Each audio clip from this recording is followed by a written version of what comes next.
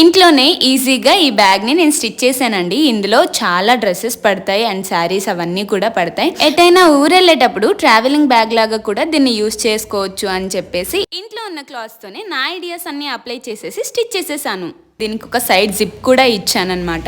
And ఈ bag అయితే చాలా స్ట్రాంగ్గా ఉంటుందండి. ఎందుకంటే దాని లోపల నేను రెగ్యులర్గా మనం తీసుకునే రైస్ బ్యాగ్స్ ఉంటాయి కదా, రైస్ బ్యాగ్ని కట్ చేసి లోపల వేసేసి అండ్ ఆ రైస్ బ్యాగ్ని మిడిల్లో పెట్టేసి మెయిన్ క్లాత్ని పైన పెట్టి లోపల లైనింగ్ వేసేసుకుని ఆ బార్డర్స్ అన్ని వేరే క్లాత్తో క్లోజ్ చేసుకుని స్టిచ్ చేసేసాను అనమాట.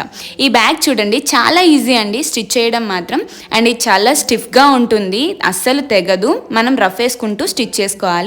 ఈ బ్యాగ్ లో అయితే చాలా డ్రెస్సెస్ అండ్ శారీస్ కూడా పడతాయి, బ్లాంకెట్స్ కూడా పడతాయి అన్నమాట.